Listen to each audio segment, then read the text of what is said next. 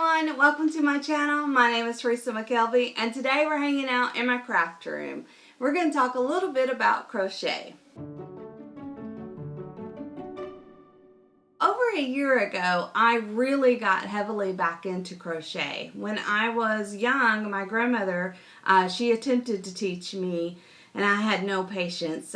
She taught me a little bit like the slip knot, a chain, and how to single crochet, but I never did anything with it. And then about a year and a half ago, I really got into it, and now I am borderline addicted and obsessed, and I really enjoy it. So Jeff has been saying, Teresa, you're so passionate about, crochet, you're so into this, and you should do something about it on your channel. And I've been getting a lot of questions, people sending me messages, asking me if I'll teach lessons or teach classes, and asking me questions about yarn and, yada, yada, yada. Yada, yada, yada. That's new. Okay. Anyway, asking me questions about crochet. And while I am flattered, I am definitely flattered, and I'm so pleased that people like my work and I'm not there. I am not at that level that I could be able to teach people. Maybe someday, but I think there's a lot of people out there that are already doing it and doing it so well that it would be foolish for me to attempt to teach you something that someone else is already doing so well. However, I am comfortable with sharing tips and tricks and whatever I have learned. I am more than happy to share that and help you out if that does. Hopefully that does. So I came up with 15 tips for the crochet newbie or even someone just thinking about getting into crochet, and I wanted to share them with you today. Now, all of these tips are stuff that I have just come up with. I sat down and started thinking, okay, what really worked for me? What did I have to do? What did I find helpful? And so that's where these come from. I did watch a few other crochet tubers, that's what I'll call them, that put out videos about tips, and they are more about techniques. This is not about techniques. This is really for you're new, you want to get into it, and here's what I think will help you. Now I'm hitting the table. But also, it's strategies that worked for me. So let's just get into it. So tip number one, I think that will help crocheters, is to get a notebook. You can get a journal, you could get just like a regular notebook for schoolwork, but get a notebook, get a pen. This is going to be if you really get into it, really enjoy it, a notebook is a vital thing to have for reference. I make notes all the time. I have one whole page that's just projects I want to make because I'll see a video or I'll see something, oh yeah, and so I put it in my book. And I write it down so I know when I'm finished one project, or I can, go back to it and I'll find it. I also like it because I did like a, well here, I'll show you. Well, no, I won't. Yes. Okay, I'm dressed for Zoom meeting, so ignore the yoga pants. Sorry. Okay. So I did one of these, crochet a poncho in a weekend, and I tailored the neck to fit me. And I also did one for my granddaughter, and I tailored the neck to fit her. And in doing that, which most crocheters will do, you'll start a pattern and then you will kind of change it up to meet your needs. So I put that my stitch count in my notebook. So now whenever I want to make another one, I know, okay, well here's what I did for my neck, here's what the pattern called for. Here's what I did from, it's just a great way to have reference for anything that you may do along the way. The second tip that I have for you is to get a crochet book. There's several on Amazon. There's several in your local bookstore. If you are a learner who enjoys being able to see it in front of your face and underline it and highlight it and look at pictures, there's some great books out there. One of them is, let's see, I wrote it down. It's the Crochet Stitch Dictionary. And then there's one that has over 130 crochet stitches and designs. I highly recommend both of those. I would show you, but I didn't want to bring too many, if you want to call them props, because I knew I would get distracted and knock things over, and as you already see that I'm doing. Anyway, so definitely look on Amazon or go to your local bookstore and look for a crochet book. It's very helpful to have on hand. So my third tip is YouTube crocheters, and I'm going to call them Crochet Tubers, because that's what I'm calling them. As I believe and know that everyone has a different learning style, everyone has a different teaching style. And there's some people who explain things in a way that you will just get it. And so it may take a while till you find that person. So just keep kind of going through. It is the best resource that you have, because you can slow down a video. You can watch it a bazillion times over and over until you get it. It is just the best way of being able to watch someone do a stitch, explain the stitch, see them as they do the stitch. It's just, it's the best resource I believe that we have. Subscribe to a crochet YouTuber, and I'll tell you why. There's 3 main reasons why. One is, a lot of people don't understand what subscribing is, but subscribing doesn't cost you anything. You log in, you set up an account like a Google, and then you can subscribe. You hit that little red button, subscribe to YouTubers. By you subscribing, that tells the crochet tuber that, okay, what I'm putting out is useful, it's helpful, people like it, okay, I should do more. And so it encourages them to continue what they're doing. It kind of gives them a heads up that, okay, you're on the right track, this is really good. And it doesn't cost you anything. The second thing is, by hitting like the bell, and you could say, notify me every time this person puts out a video, it automatically will send you a notification telling you they've put out a new video. The reason this is important is because a lot of the crochet tubers, they are extremely advanced, smart, and creative, and they are always coming up with their own patterns and their own unique projects and designs and tips and how to do something in a quick or easier or prettier way. And so you will immediately get that notification. And sometimes, so when I use my little book, I'll put a little note, oh yeah, this video, I watched this pattern, I want to do that one. So by subscribing, you'll automatically know when they put out something new, and I'm telling you, it's amazing some of the beautiful designs these people could come up with. I'm learning to do them, but they are creating them, which is pretty amazing. The last reason that you should subscribe to a crochet tuber is so that you'll have access to all their videos, and you have a quick reference. If you have a question, if you start doing one of their projects, you say, oh yeah, how many balls of yarn did they say? And then your skeins of yarn, you can automatically go to that video. You can go to your subscription list. All their videos will be there, and you can quickly reference anything that you're looking up.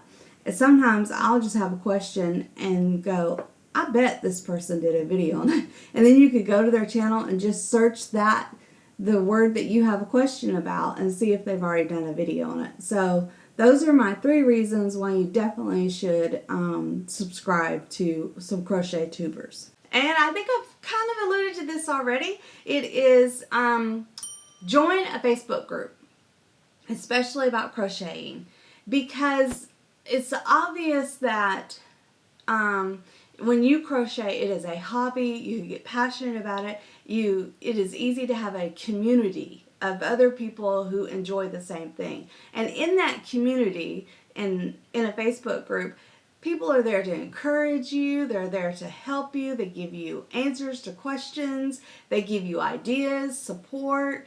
They show their projects. You can show your project. You get feedback from someone who is genuinely interested in what you're putting out. A lot of crochet tubers have Facebook groups. Definitely join those if you're interested in interacting with that crochet tuber a little bit more.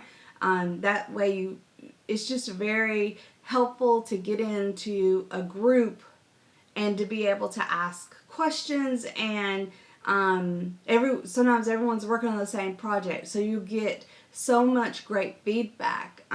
Definitely join Facebook groups about crochet, yarn, all the above. Choose good yarn. Okay, so long time ago, I wanted to learn how to play the piano. And they said, this is what they said: find a song that you really like, you really enjoy, that you really want to play, and start learning it. It's the same thing with crochet. Pick the yarn that you really like. Pick yarn that's really soft to you, that's beautiful, the colors that you like, that's the thickness that you like.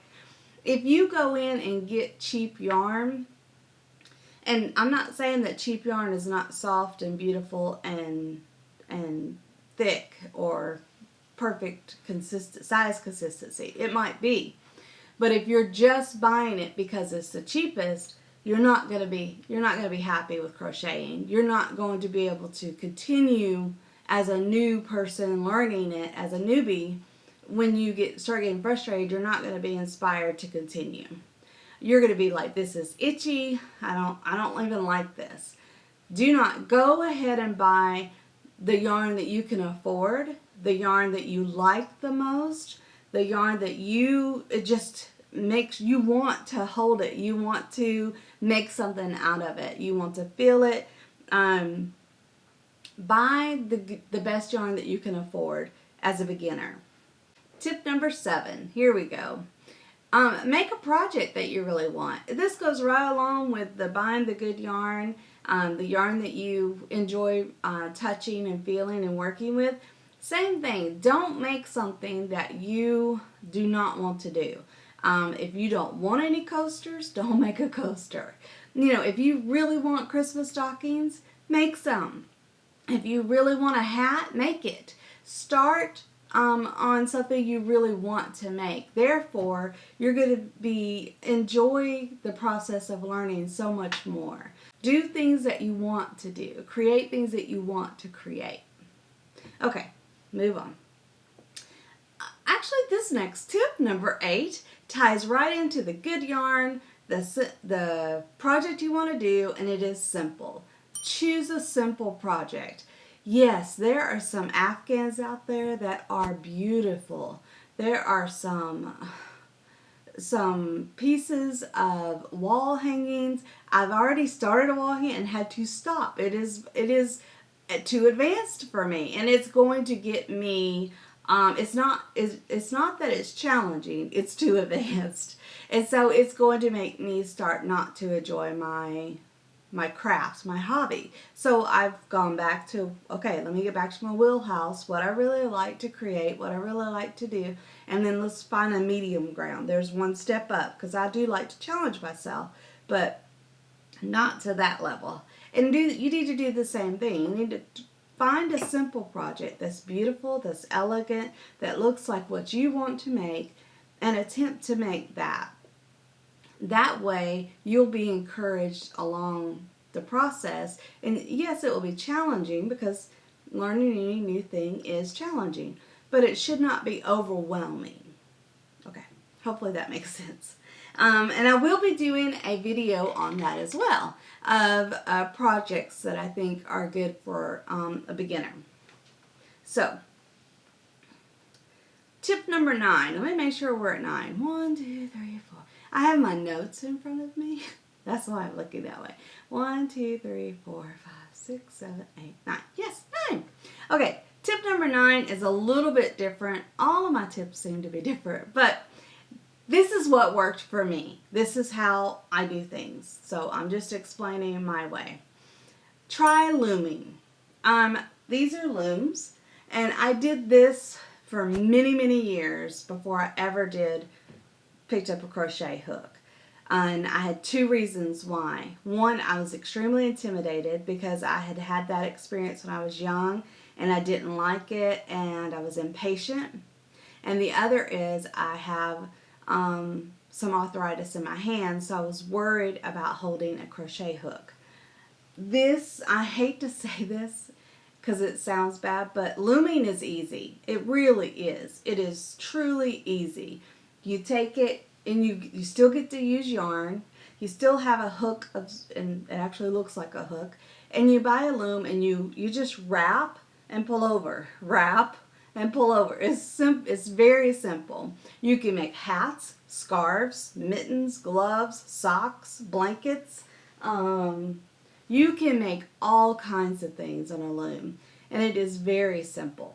So if you are overwhelmed by crocheting and you want to at least start, and I would say try some looming. Like I said, I did it for many, many years until I finally started attempting crochet, and I think it is a really good tip for people. So try looming. Learn crochet terms. I will be doing a video for crochet terms because as a newbie I was lost. I had been around crochet most of my life. My grandmother crocheted, my mom's crocheted, but it's not like people who crochet walk around and talk about their crocheting in crochet terms. So all of a sudden you're reading books, you're looking at YouTube, and people are using these terms and they're just like, I didn't know what was going on. So like I said, I will be doing a video kind of breaking those down.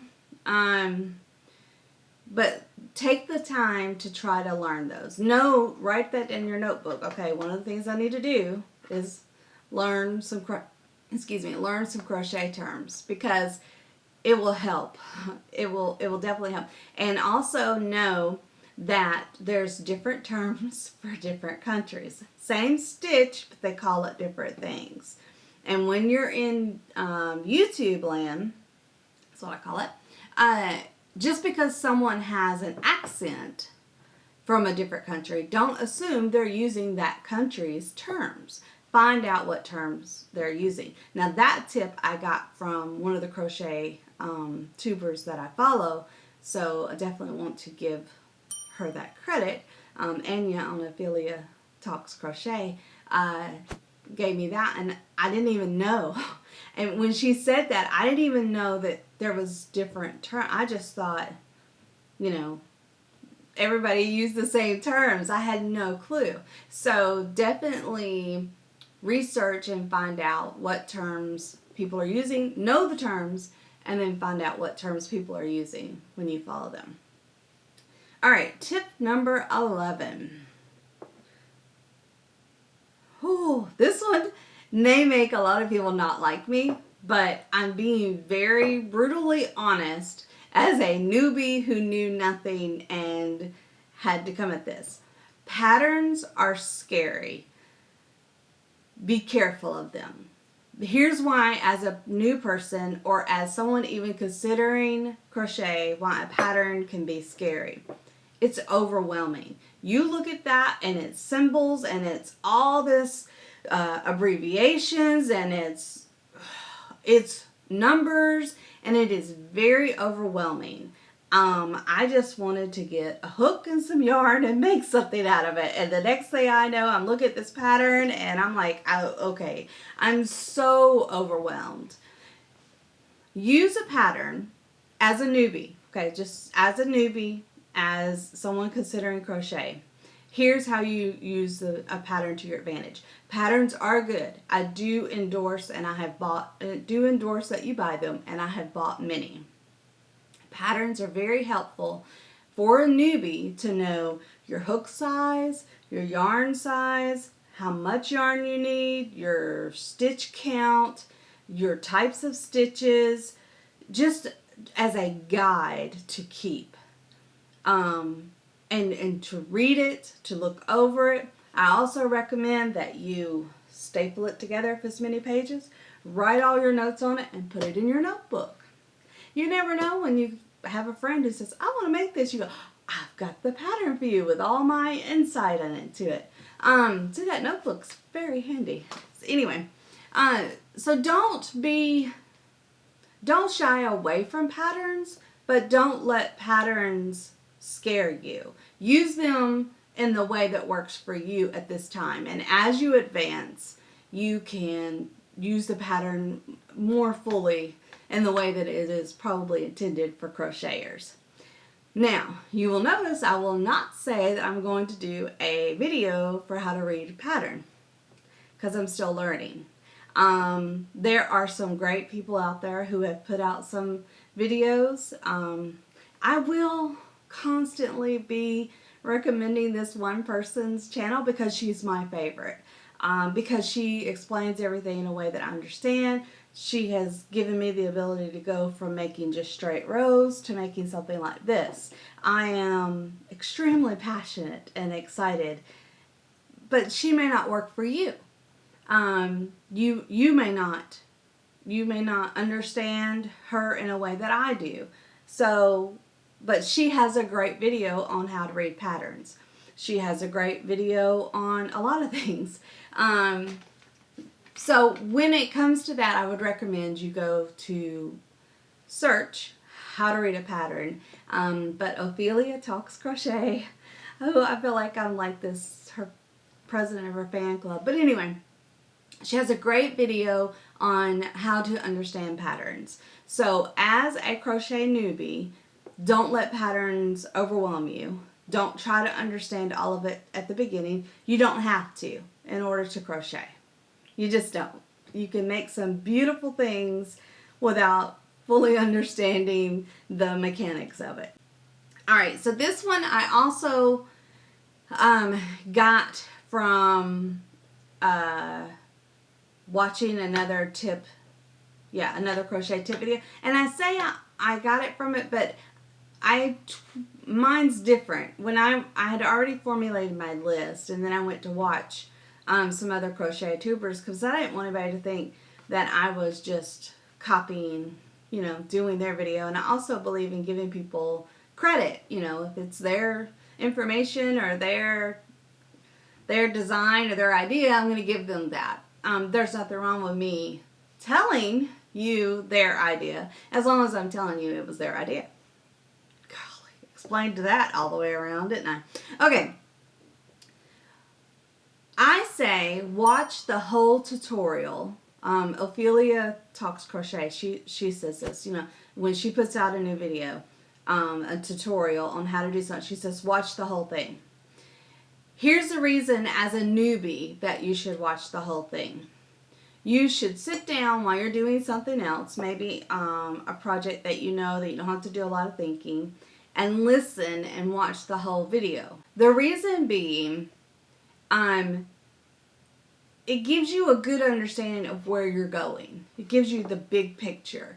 And sometimes you can answer a question before you even get too flustered because you have watched, you know why you're doing, what connects with what leads to where, what you're trying to accomplish. And by watching the whole video, you have a very good understanding before you begin of what the intentions are. So I would say find something else to do. Find something, a project you don't have to really concentrate on, and watch that video while you're doing something else. Another thing that I find extremely helpful by watching videos, the whole tutorial, is remember that notebook I told you about? You grab that notebook and write down the things that you hear that, like when I go to the store, I'm going to want to know, alright, so, I haven't bought the pattern, but I've got my little notebook with me, so, or maybe there isn't a pattern, a written pattern, maybe they're not selling one, but you'll have it written down, your hook size that you're going to need, how many skeins of yarn, what the weight of the yarn is, whatever accessories you might need. Also, I have found that many crochet tubers are very advanced, and they will tell you techniques and great tips as they are doing a tutorial. So they will be crocheting along and something will come up and they'll say, here's how to handle this. Now they may not ever think about that and they'll just keep going. They may not ever think about that tip again to create a video just of tips because it's second nature to them. I have learned so many things that watching a tutorial on something I had no plan on ever creating, on making or attempting myself. I just was working and I enjoyed listening to tutorials.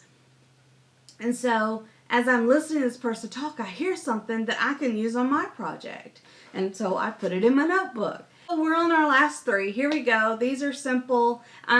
Use stitch markers. And I didn't know, here's another thing as a newbie. A lot of people who crochet think that someone coming in knows what a lot of accessories are, and you don't. I didn't know. They said, okay, grab you some stitch markers. I didn't know what a stitch marker was.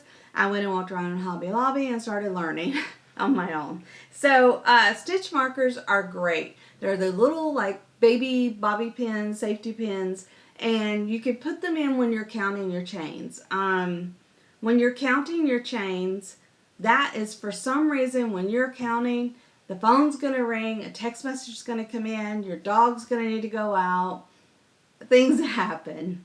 And so I like to put them every 50. If it's a really big project, I'll put them like every 100, just so that I don't have to keep counting. Like, I don't mind counting 10. If I got my 50 marker, then I know I'm already at 50. So they also help you hold place when you're first learning, like where your first stitch is or where you're joining stitch.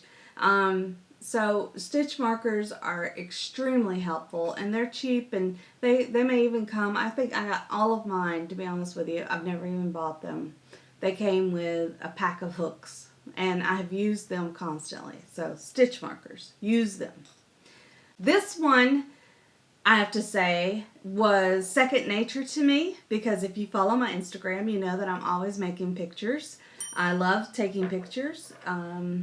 So I have bazillions of pictures on my phone of everything between the dogs, the donkey, the goats, the house, the grandkid, the kids, the husband, the everything. I just take pictures. I enjoy it. It is a medium I never even knew that I liked so much.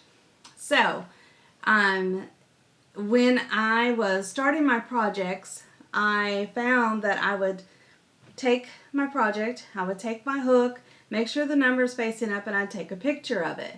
I also saw when I watched Ophelia Talks Crochet, Anya, she had the same tip. So even though I did not copy her, I wanted to make sure I gave her credit because she said the same thing, which makes it kind of made me feel better too, because I thought, okay, she's very advanced, and if she says it, then it must be something, a good tip. So in order to keep track of my project, because I do use a lot of the same yarn weight, which means then I use the same hook, and I only have a few of each size. So therefore I may take this hook out and work on another project, and then when I go back to this, I go, what hook was that? So I have it in a picture. Now I know what stitch count I was at. You can also do that with your notebook. You can also write down, hey, which hook size are you using? What row were you on? What stitch were you on? Things like that. But I found I always have my phone. It's very helpful for me just to pick it up, take a picture, and then I've got it saved. So that's tip number 13. Or was that 14? That was 14. Okay, we're at the last tip. Yay, I've made it. Tip number 15. And please don't think these are in order of importance, because it's not going to be any more like grand than the first tip was, which was grab your notebook. Tip 15 is to store your project in together as much as you can with your yarn. I have found this works for me. The reason I tell you this tip, because I know that a lot of, I'm sorry, I'm leaning so I can grab this up. Like, this was also on Ophelia Talks crochet tip video. She did one about storing them in bags and things like that. I'll show you what I do. I got these collapsible containers, and I put everything in that project in here. I will put, now I don't store my scissors with it, and I don't store my hooks because they go everywhere with every project. So what I will do with each one, and you may say, what do you mean you have more than one project? Okay, if you become a real crocheter, which you will have more than one project going on at one time. I cannot explain the reason why. I could just tell you it happens, and you just do. I don't know why. You start something, and then you start something else, and you start something else. So I have 4 projects going on right now, and each one is in its own little container. So I have my yarn in here. I have my, I'll take my hook out. I'll have my project in here. Ooh, there we go. I'll have my project in here, and then I have a little bag that I keep my, hooks and my scissors in. And so if we live way out in the country, so if we're going to town, I know that's 45 minutes. If I'm not driving, I can crochet. So I just grab my little box and go. If we're going over to my mother-in-law's, okay, I can sit down on the porch and I can crochet. If I'm going to the living room, the bedroom, wherever, if I'm going outside, I take my crochet with me. So, and it just keeps your yarn clean. Anyway, this is what works for me. The tip that the more advanced and smarter people than I am will tell you, you could put them in Ziploc bags to take with you on the go. You could put them in baskets. You could put them in bags. You can do, anything, any kind of container that works for you. So, but my tip was those little baskets. So, believe it or not, we are at the end. That's all my tips. That's all I got. So thank you for joining me today. I hope that you found this helpful, and I hope that you will come back. I know that if you are a regular subscriber for my channel, this is very new, or this is at least different than what I normally do. I do plan on going and doing some traveling stuff, and I do plan on still doing interviews, but I also thought I would just start doing some crafting tips. It's not going to be just crochet, even though I love crochet. I do all kinds of crafts, and so I'll probably do some more tips and a little crafting, and maybe some how-tos if I feel that I know I'm advanced in that craft or not. So thanks for joining me today. Please subscribe. Leave a comment below if you found any of this helpful. If you didn't find it helpful, if you have something else that you would like to see me do a video on, I'll attempt. But thanks so much for joining me, and I hope that you all have a great day. Bye.